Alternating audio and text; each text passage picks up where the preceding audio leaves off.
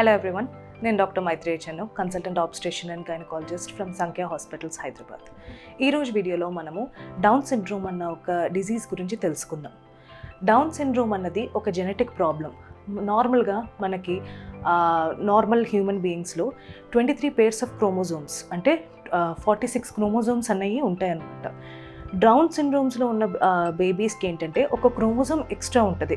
21st chromosome దగ్గర extra chromosome ఉండడం వల్ల దాన్ని ట్రైజోమీ 21 అని కూడా అంటాము. సో 46 క్రోమోజోమ్స్ ఉండే బదులు 47 క్రోమోజోమ్స్ ఉండడం వల్ల వాళ్ళకి ఎక్స్ట్రా క్రోమోజోమ్ వల్ల వాళ్ళకి బ్రెయిన్ ఇంకా అదర్ అవయవాల్లో డిఫెక్ట్లు రావడం, మెంటల్ రిటార్డేషన్ ఉండడం, అలాంటి ప్రాబ్లమ్స్ అన్నీ ఉంటాయన్నమాట వీళ్ళకి.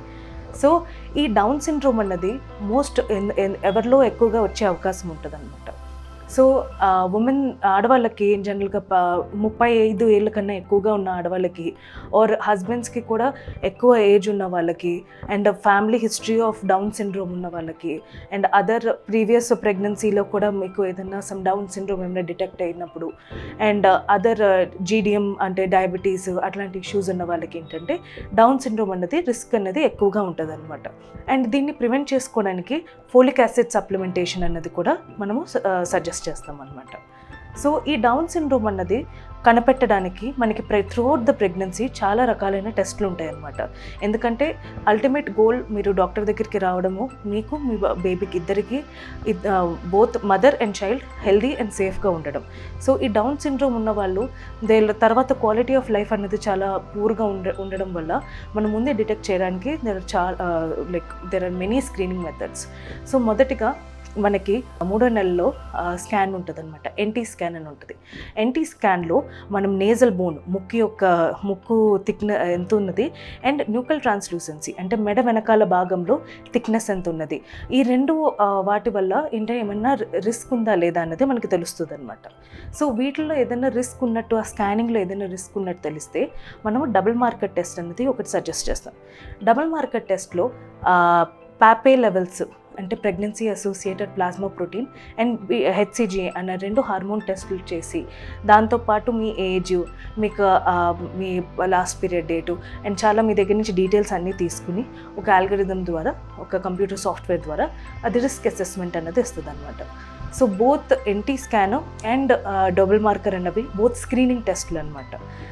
సో వీటి రెండిట్లోనూ కూడా హై రిస్క్ అని వచ్చినట్టయితే NIPT అని ఒక బ్లడ్ టెస్ట్ అన్నది సజెస్ట్ చేస్తాం.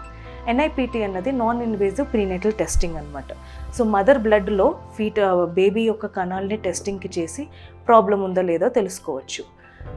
దానిలో కూడా హై రిస్క్ వచ్చినట్టయితే మనకి 100% స్క్రీనింగ్ అన్న 100% యాక్యురసీతో తెలిసేది ఆమ్నియోసెంటసిస్ అన్న బ్లడ్ టెస్ట్ ఒక టెస్ట్ అనమాట. ఆమ్నియోసెంటసిస్ అంటే బేబీ చుట్టూ ఉన్న ఉమ్మినీరుని టెస్టింగ్కి పంపించడం. అది అల్ట్రాసౌండ్ గైడెడ్ ఒక ఇన్వేజివ్ ప్రొసీజర్ అనమాట. నీడిల్ త్రూ పొట్టలోంచి మనకి ఉమ్మినీరుని తీసి టెస్టింగ్కి పంపించే ఒక టెస్ట్ అనమాట. దీంట్లో 100% మనకి తెలుస్తుంది, కన్ఫర్మేటరీ టెస్ట్ అనమాట. సో ముందు టెస్ట్లన్నీ స్క్రీనింగ్ టెస్ట్లు అండ్ ఈ ఆమ్నియోసెంటసిస్ అన్నది కన్ఫర్మేటరీ టెస్ట్ అనమాట. అందరికీ ఆమ్నియోసెంటసిస్ అనేది సజెస్ట్ చేయము. NT scan and double marker అన్నవి జనరల్గా సజెస్ట్ చేస్తాము. NIPT for people who are at high risk. So ఇవన్నీ సజెస్ట్ చేసి మనకి ముందుగానే డౌన్ సిండ్రోమ్ ఉందా లేదా అనేది కూడా తెలుసుకోవచ్చు. 5th మంత్ స్కానింగ్లో కూడా మనకి కొన్ని soft markers for down syndrome అనేవి కూడా తెలుస్తాయి అన్నమాట. సో ఇవి అన్నీ తెలుసుకోవడం వల్ల మనకి ఏదైనా ముందుగానే డౌన్ సిండ్రోమ్ ఉంటే దాన్ని మనం తెలుసుకుని ట్యాకిల్ చేసుకోగలము. సో డౌన్ సిండ్రోమ్ అన్నది మనం ముందు నుంచి ప్రివెంట్ చేసుకోవడానికి ఫోలిక్ యాసిడ్ సప్లిమెంటేషన్ అనేది కూడా we will recommend. And neural tube defects కూడా రాకుండా ఉండడానికి అది బాగా హెల్ప్ చేస్తుంది అనమాట ఫోలిక్ యాసిడ్ సప్లిమెంటేషన్.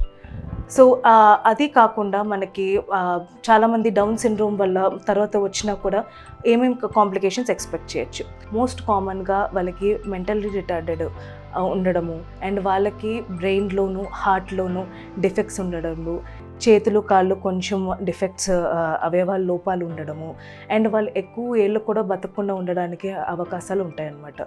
సో వీటన్నిటితో బేబీకి ప్రాబ్లము, పేరెంట్స్కి కూడా ఇష్యూస్ ఉంటాయి. కాబట్టి మీరు ముందుగానే ఈ స్క్రీనింగ్ టెస్ట్లు, ఈ వచ్చిన అడ్వాన్స్మెంట్స్ అన్నిటిని యూస్ చేసుకుని ముందుగానే బేబీ హెల్దీయో లేదో మనం డిసైడ్ చేసుకుని హెల్దీ ప్రెగ్నెన్సీని మనము జస్ట్ త్రూ రొటీన్ మంచి యాంటీనేటల్ చెకప్స్ గైనకాలజిస్ట్కి రెగ్యులర్గా విజిట్ చేయడం వల్ల మనం ప్రివెంట్ చేసుకోగలుగుతాం అనమాట. ఇంకేమైనా డౌట్స్ ఉన్నట్టయితే కింద నెంబర్ స్క్రోల్ అవుతూ ఉంటుంది, మీరు కాంటాక్ట్ చేయొచ్చు. Thank you.